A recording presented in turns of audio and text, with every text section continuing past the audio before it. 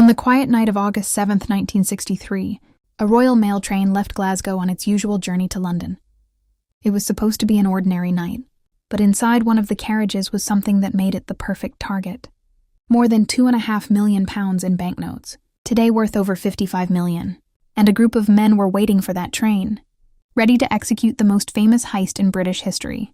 The story starts with a man named Bruce Reynolds. He wasn't a typical criminal.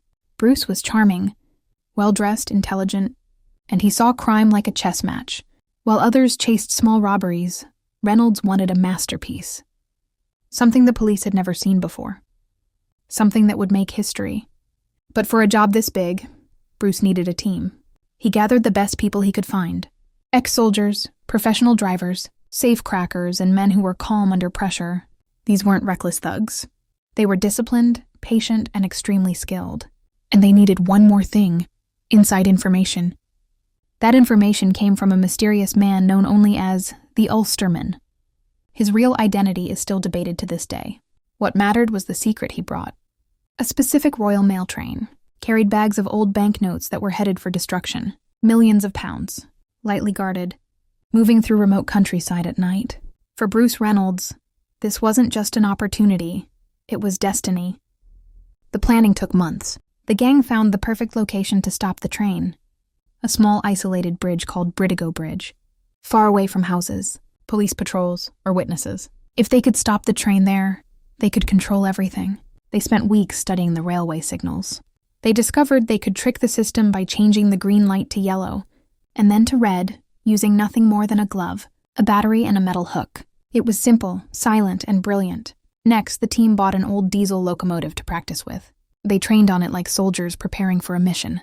How to enter the carriage, how to move the mailbags, how to use their own driver to move the train slightly forward. Every detail mattered. There was no room for error. Meanwhile, Bruce found the perfect hideout: Leatherslade Farm. A remote, quiet farmhouse where the gang could hide for days after the robbery, count the money, and disappear before anyone realized where they had gone. They stocked it with food, tools, bedding, radios, everything they needed to disappear from the world for a week. On the evening of August 7th, the gang arrived at the farm. Some were nervous. Some were excited. All of them knew the same truth. If anything went wrong tonight, they could spend the rest of their lives in prison. But if everything went right, they would pull off one of the greatest robberies of all time. Just after 3 a.m., the Royal Mail train approached Bridigo Bridge. Inside the locomotive, the driver, Jack Mills, saw the signal turn yellow. Then he saw the red light ahead. To him, it made no sense. This wasn't a scheduled stop. But he did what every train driver must do. He slowed down. The train rolled forward, its heavy wheels grinding softly in the quiet night, until it stopped directly beneath the bridge. In that moment, time seemed to freeze. Then out of the darkness, the gang moved. 2 men climbed down from the bridge. Others approached from the side.